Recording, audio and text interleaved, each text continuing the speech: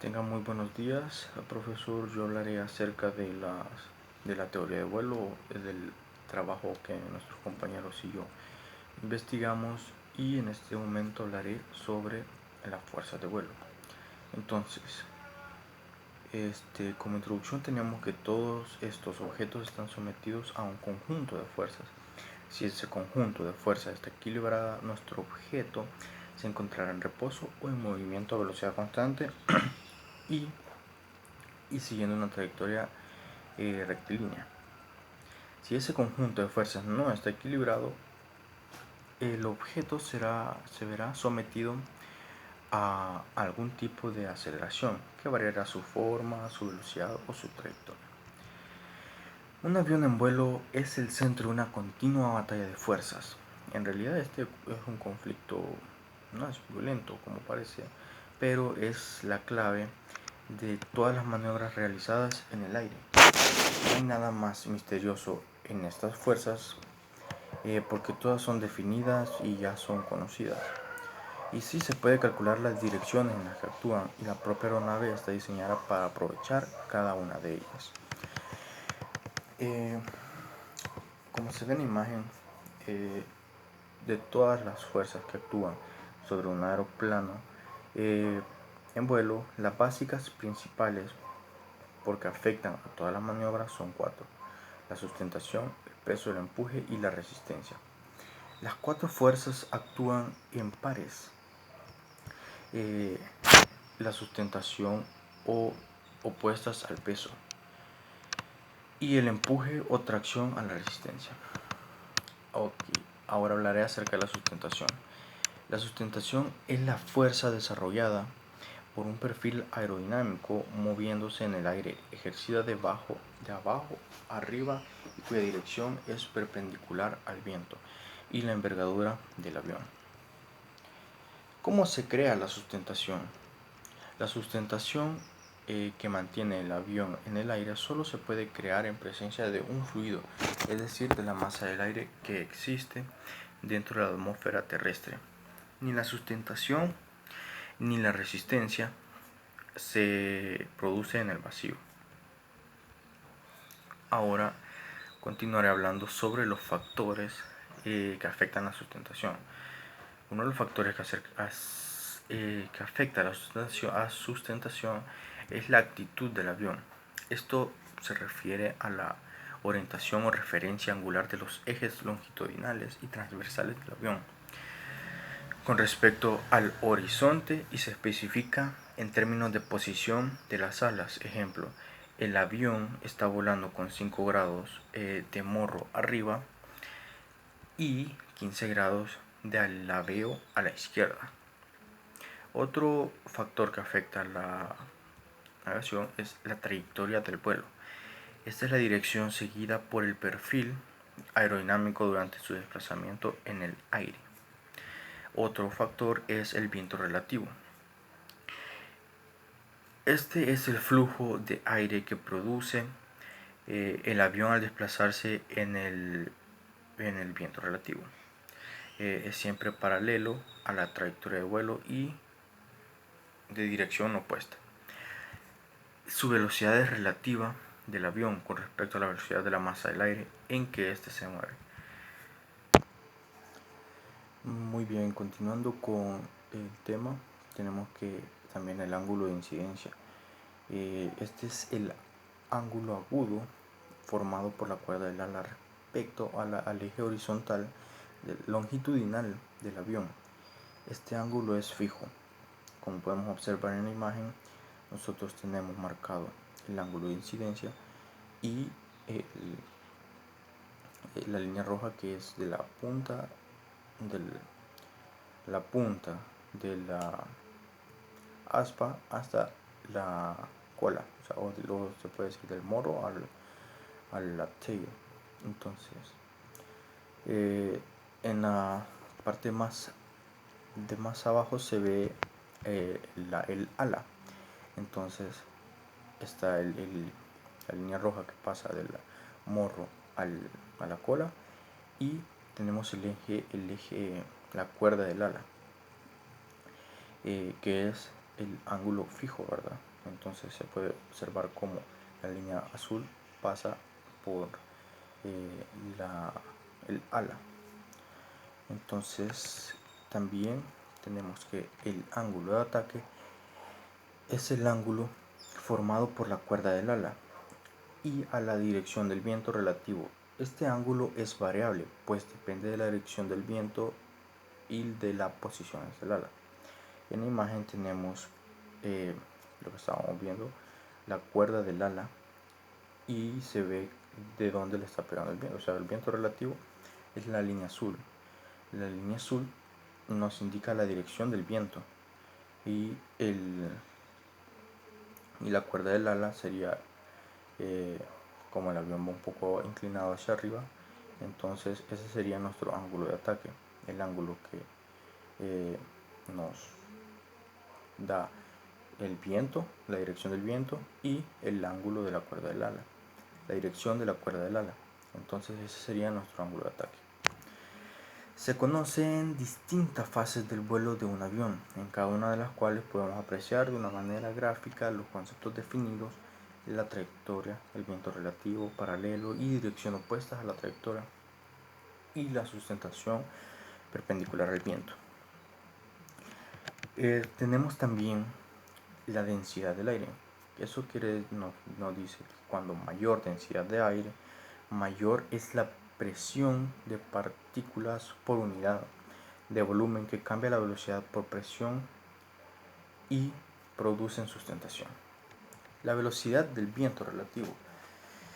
Esto nos dice que a mayor velocidad del flujo sobre el perfil, mayor es la sustentación.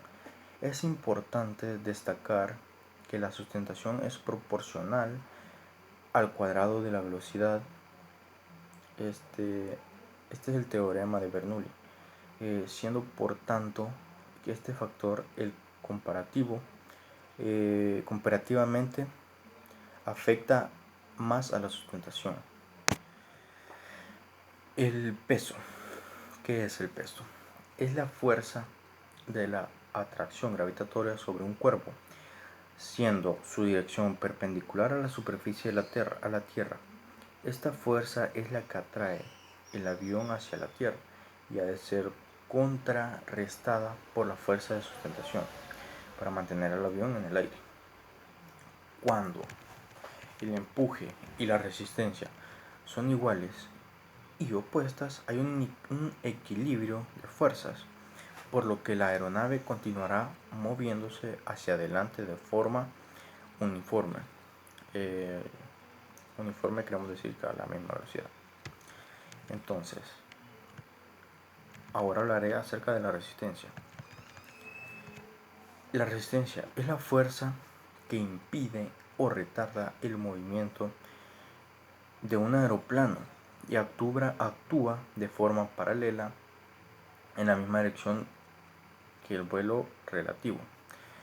La resistencia por fricción es proporcional a la viscosidad, que en el aire es muy bajo, de manera que la mayoría de las veces esta resistencia es pequeña comparada con la producción de presión, mientras que la resistencia debido a presión depende de la masa del aire.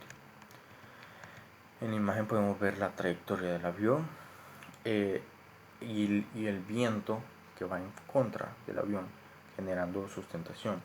Entonces, y también generándonos la resistencia para no avanzar, con resistencia. Hay dos tipos de resistencia: la resistencia inducida. Esta es indeseada pero inevitable. Es un producto de la sustentación y se incrementa en porción directa al incremento del ángulo de ataque. Cuando mayor sea el ángulo de ataque, mayor será la resistencia inducida. ¿Qué más? La resistencia parásita. La resistencia parásita es la producción por la demás resistencia no relacionada con la sustentación, como son resistencias al avance de las partes del avión, fuselaje, tren de aterrizaje no retráctil, antenas de radio, etc. Esta se crea por interrupción de flujo de aire alrededor de la superficie del avión. El arrastre parásito normalmente se divide en tres tipos: arrastre de forma, arrastre de fricción de piel y arrastre de interferencia. El arrastre de forma es creado por cualquier estructura que sobresale el viento relativo. La cantidad de arrastre creado está relacionado con el tamaño y la forma de la estructura. El otro, arrastre por fricción de piel a piel, es causado por la rugosidad de la superficie del avión, aunque estas superficies pueden parecer lisas. Bajo un microscopio pueden ser bastante rugosas. El arrastre de interferencia ocurre cuando diversas corrientes de aire sobre un avión se encuentran o interactúan. Ahora hablaré acerca del empuje o la tracción. Muy bien. Para vencer la inercia del avión parado, acelerado, en carrera de despegue o en vuelo, esta fuerza se obtiene acelerando una masa de aire a una velocidad mayor que la del aeroplano. La reacción de igual intensidad pero de sentido opuesto. Esta es la ley de Newton. Nosotros presentamos una imagen, ¿verdad? Y dice que estas fuerzas se ejercen en la misma dirección a la que la punta del eje del sistema propulsor, que suele ser más o menos paralela al eje longitudinal del avión, aunque no siempre es real. El empuje o la fuerza de avance que impulsa un avión a través del aire varía con la potencia y motor que se utiliza. Muy bien, ahora la relación entre sustentación, peso, empuje y resistencia. Para que se pueda producir un vuelo de una aeronave, tiene que haber equilibrio entre las fuerzas que actúan sobre él. En dirección vertical tenemos el peso, o también se conoce representado como una W mayúscula, debido a la gravedad que tira del avión hacia abajo y que esté aplicado al centro de gravedad. Este peso debe ser compensado por el avión mediante la generación de una sustentación, o también conocida como lift y representada con una L mayúscula. Dicha sustentación es la suma de las sustentaciones generadas por todas las partes del avión en dirección de la velocidad. Ya hemos visto que tenemos la resistencia. Esta se conoce como drag y está representado con la letra D mayúscula. Ok, esta resistencia debe verse compensada con otra fuerza producida por el avión de la misma dirección y sentido contrario hacia adelante, que será el empuje de los motores de reacción o tracción de aeronaves de hélice como helicópteros. Normalmente a la fuerza de los motores se denomina como thrust y está representado como una T mayúscula. Del equilibrio de estas cuatro fuerzas, resistencia, empuje, peso y sustentación, resultará un vuelo de crucero actuando sobre alguna de las fuerzas. De alguna de las fuerzas podemos cambiar estas condiciones de crucero actuando sobre alguna de las fuerzas anteriores. Por ejemplo, si aumentamos la sustentación, el avión subirá, y si la disminuimos debajo del valor del peso, del avión descenderá. Si nosotros queremos que el avión acelere, aumentaremos el empuje de los motores por encima del valor de la resistencia aerodinámica. Y si queremos frenar dicho empuje, también podemos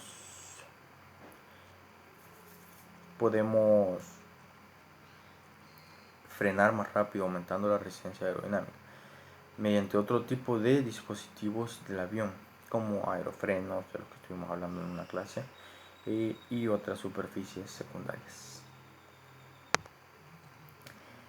la resistencia debe superarse para que la aeronave se mueva, y el movimiento es esencial para obtener una sustentación. Para superar la resistencia y hacer avanzar una aeronave es esencial otra fuerza. Esta fuerza es empujada, que es el empuje, se deriva de la propulsión a chorro o de combinaciones de hélices y motor. La teoría de propulsión a chorro se basa en la tercera ley de Newton. Muy bien, ahora continuaré hablando acerca de la razón del planeo. Como introducción a este tema, tenemos que conocer qué es el planeo. Esta es la acción que tiene el aire sobre las alas de un avión, generando las fuerzas hacia arriba llamadas sustentación. Esta misma funciona con los motores apagados para planear. Esto es útil porque no se necesita tener para planear, no se debe tener un lift, un thrust, que no necesitamos tener una fuerza que nos empuje. Solo tenemos que tener el lift, el drag, el peso y ¿cuál era el otro? El peso, el lift y el arrastre. No necesitamos tener el empuje. Ok. Entonces, como estaba diciendo, esto funciona con los motores apagados. Esto se utiliza mayormente cuando una aeronave en algún estado de emergencia que debe usar este método. Uno de los ejemplos para minimizar el consumo. También uno de los ejemplos es para minimizar el consumo en caso de una emergencia, que no se pueda aterrizar el avión en esos momentos en la pista porque ha ocurrido un incidente, o que el avión necesite planear un momento en el aire para que las condiciones de la pista mejoren. Entonces, eso es el planear. Presentamos una imagen. En esta imagen podemos observar cómo las componentes verticales de la fuerza aerodinámica compensan el peso en la dirección del movimiento. Componente en la dirección del movimiento. A la componente del peso compensa la resistencia aerodinámica. De este equilibrio resulta que el avión descienda con un ángulo y y velocidad constante. Ahí podemos observar nosotros el peso, donde están ubicadas la fuerza del peso, del lift y el ángulo de planeo, porque no se puede planear en un ángulo de, digámoslo así, 180 grados con respecto al plano cartesiano. Entonces se necesita tener cierto ángulo más abajo de 180 para que podamos compensar que no tenemos la propulsión, que no tenemos el thrust, no tenemos la fuerza una fuerza externa que nos empuje hacia adelante, solamente la resistencia solamente el lift. Continuando con el tema, tenemos unos sistemas que nos ayudan o que se ocupan en el planeo, como es el ejemplo del glide slope. O también con sus siglas GS, describe los sistemas que generan, reciben e indican el diagrama de radiación de la instalación terrestre, el camino del planeo en línea recta e inclinada, desde que la aeronave debe volar en su descenso, donde el glide slope se cruza con la altitud utilizada para acercarse al FAF, a la zona de aterrizaje de la pista. Este equipo está ubicado en un edificio aproximadamente a 750 a 1250 pies por la pista, desde el extremo de la aproximación de la pista, y entre 400 y 600 pies a un lado de la línea central. Aquí presentamos una imagen, ¿verdad?, donde nos aparece que tenemos excepciones. Y por ejemplo, cuando hay un avión en una aproximación por instrumento, una silladura, un viento en contra de cola o un viento hace que la velocidad aerodinámica aumente y la nariz se mueva hacia abajo, por encima de la trayectoria de planeo. Una silla de un viento en contra o un viento de cola tiene el efecto contrario y la aeronave se hundirá por debajo de la trayectoria del planeo. Como podemos ver en la izquierda de la imagen, está como el viento ataca por detrás al avión. Como el viento ataca de adelante al avión. Y esto hace que el avión mueva su tail para arriba. En la imagen de la derecha tenemos como el headwind, el viento en contra golpea la cola del avión, haciendo que pierda estabilidad y haga que la cola baje y que la nariz del avión se suba. Entonces eso hace que pierda sustentación y hace que el avión baje drásticamente. Otro de los sistemas que van de la mano con el planeo son como el Approach Lighting System o el ALS.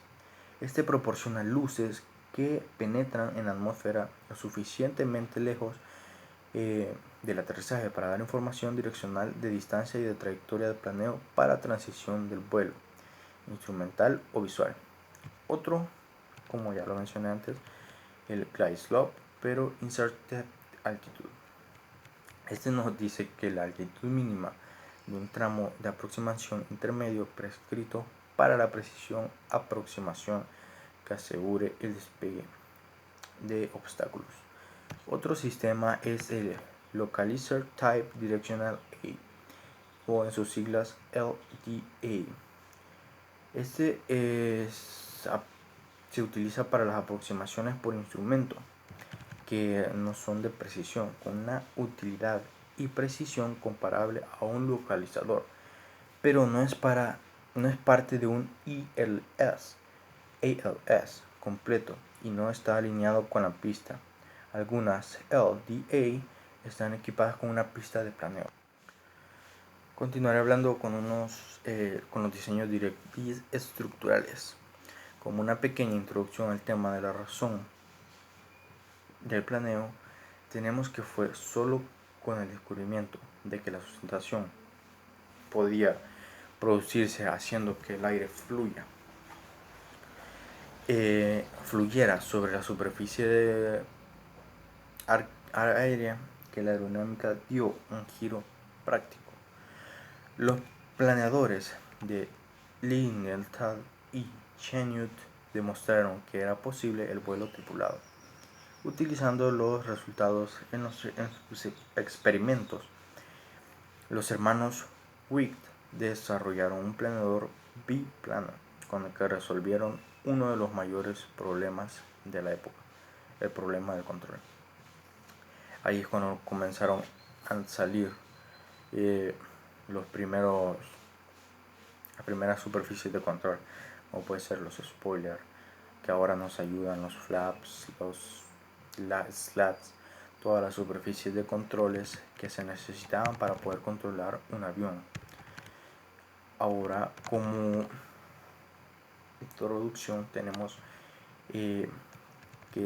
como tipos de hidroplaneo, porque tenemos ¿qué es un hidroplaneo? Para comenzar, es cuando es un fenómeno que tiene lugar cuando la pista está mojada o contaminada.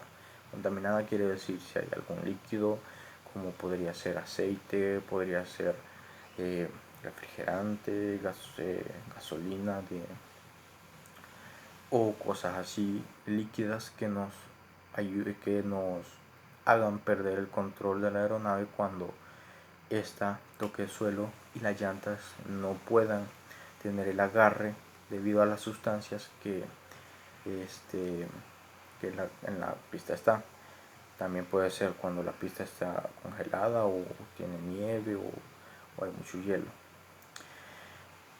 Y como lo dije, simplemente las llantas deslizan, dejando de tener la eficiencia completamente a la acción del frenado. Este estudio del fenómeno es extremadamente complicado, interviniendo diversos parámetros, como son el espesor de la capa de agua, propiedades elásticas de la goma, grado de contaminación de la pista y geometría, rugosidad del neumático. Se suelen distinguir tres tipos de hidroplaneo: dinámico, viscoso y por revenido de caucho. El hidroplano dinámico puede ser total, sino que afecta de forma parcial a las ruedas, siendo entonces la velocidad que ocurre bastante inferiores. Este tipo de hidroplaneo, a pesar de ser el más estudiado, es quizás el más difícil que se produzca. Entonces también tenemos el hidroplaneo viscoso. Se produce cuando la viscosidad se altera debido a la existencia de polvo, aceite, como lo estaba diciendo, u otros materiales, también nieve, todas esas cosas. O cuando llueve. También tenemos el hidroplaneo producido por el revenido de la goma. Es un fenómeno poco conocido y que puede ser producido por el calor originado durante la fricción de las ruedas con el suelo, que daría lugar a un vapor sobrecalentado si la pista está parcialmente mojada. No hace falta que esté toda ella. Este vapor quedaría entre la rueda y el suelo, a una presión y temperatura elevada, aislando uno del otro y produciendo un revenido de la goma que volvería a su estado caucho sin curar. Ahora pasamos al tema de vuelo estabilizado y de actuación. Como primer punto tenemos la actuación de subida. El objeto principal de la etapa de ascenso es alcanzar la altitud de la aeronave. Comenzará el vuelo crucero. La mejor tasa de descenso ocurre a la mayor velocidad y de empuje requerido. Como observamos en la imagen, T es el empuje del avión, L es el lift, la sustentación, W es el peso, D es la resistencia aerodinámica. Entonces tenemos la fórmula T igual a D más el peso por el coseno de Y. En la ecuación de la actuación de subida, denotamos que el empuje del avión debe ser mayor, porque en cuanto más aumenta el ángulo de subida, el peso será mayor, por lo tanto el empuje debe ser mayor que este. Este se divide en dos partes. Bueno, pasamos al tema de descenso. Está dos tipos: descenso estándar, que es la segunda técnica, es el descenso estándar, que consiste en un descenso continuo, utilizando un ángulo de 3 grados. Para que este requiere un cálculo manual de la trayectoria de descenso con el ángulo estándar. Otro tipo es el descenso optimizado. Consiste en un perfil de descenso calculando por los sistemas de gestión de vuelo a bordo de la aeronave. También tenemos actuación en viraje horizontal. Este se mueve a altura y velocidad constante en el módulo describiendo un círculo. Los virajes se clasifican en los siguientes: viraje coordinado. Un viraje coordinado es aquel en el cual la fuerza centrípeta y centrífuga se encuentran en equilibrio, es decir, que son de la misma magnitud, como en este ejemplo que podemos observar. También tenemos el derrape. ¿Cómo saber cuando un viraje no es coordinado? Y existen dos condiciones. La primera de ellas es que el derrape, en este caso la fuerza centrífuga es mayor que la fuerza centrípeta y la aeronave tiende a derrapar hacia afuera del viraje. También está deslizamiento. En este caso la fuerza centrípeta es mayor que la fuerza centrífuga y la aeronave tiende a deslizarse hacia adentro del del viraje. En este caso, la nariz y la cola de la aeronave siguen una trayectoria diferente. ¿Qué es el efecto suelo? El efecto suelo se traduce en un aumento de la sustentación, aumento de la precisión de la presión local en algunas aeronaves, cambios en las características de estabilidad y disminución de las resistencias inducidas, y la magnitud del efecto suelo es mayor que cuando más cerca el ala del avión del suelo, cuando mayor sea la envergadura de este. También tenemos la resistencia inducida. Esta es causada por la producción de sustentación, y una de las formas por medio de las cuales se manifiesta es por el medio de los vórtices de punta de ala. Bueno, el aumento de la sustentación. En este caso, si el ángulo de ataque incrementa, hará que incremente la sustentación. El aumento de la presión local, el efecto suelo, produce un incremento de la presión debido a que la presencia de la superficie, aquel aire entre aeronave y superficie, literalmente se comprime. Este aumento de presión se afecta principalmente a estos utilizando la presión del aire para poder dar sus lecturas.